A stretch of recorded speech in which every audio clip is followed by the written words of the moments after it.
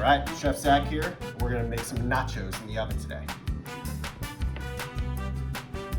Chef Zac here, and welcome to the last week of Kids Cook this summer.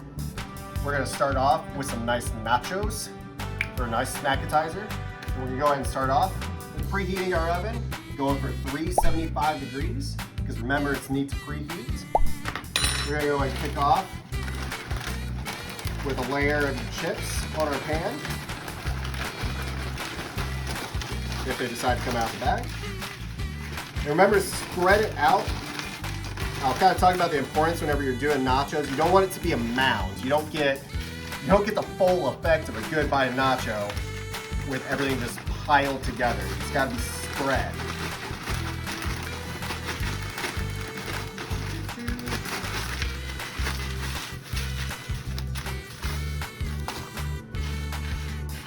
All right, spreading out the chips.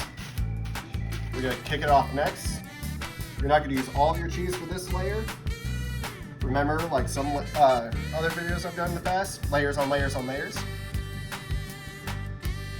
Do a thin layer of cheese. We're gonna let that sit for a moment. Next, with a mixing bowl, got a can of black beans, can of corn,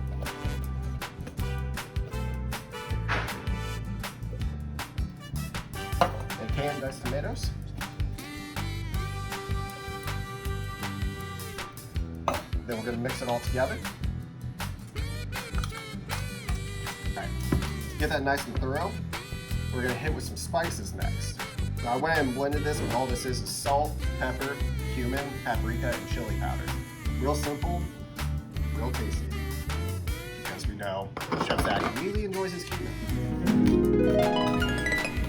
It just makes everything better. Alright, we have everything mixed here. Now the name of the game. It's kind of a drizzle and a spooning on. It's, I don't know the technical term, what do you think about? Spooning? I don't know. You're taking your mixture and you're spreading it over thin. So just kind of shaking your spoon. You don't necessarily have to use an actual spoon. You can use something bigger for your convenience. Just as long as you get the motion down, we're good to go.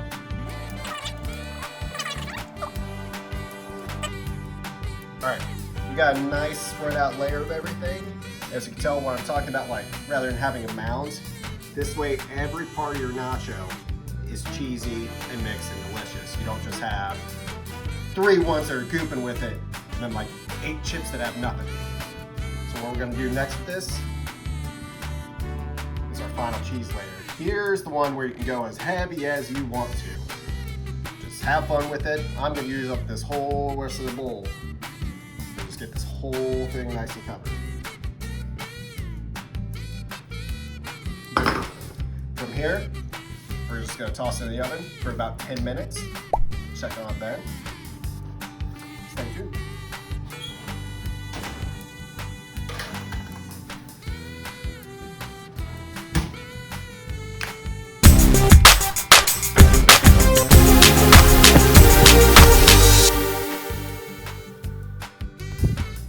All right, we're back. It's been about 10 minutes. Let's pop this open. And a big thing, 10 minutes is ideal, for me anyway, because you get to about here. If you wanted it crispier than that, I'd say go for maybe about another 2 minutes. I wouldn't go past that unless you want it real toasted, which that's your prerogative. You can if you want. Another big step, just pulled that out. I'm done with this. Turn your oven off. All right, back here, the next step is just garnishment. We're gonna toss some onions on here. At this point, you can do as much onion as you want.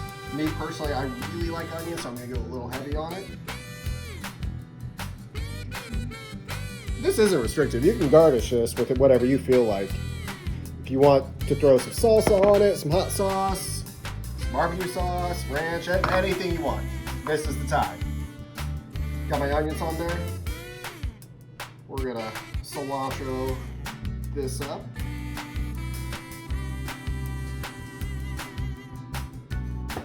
And there we are. Now I'm gonna dig into this. Why don't you stay tuned, eat this while you're waiting on the next episode. Thank you.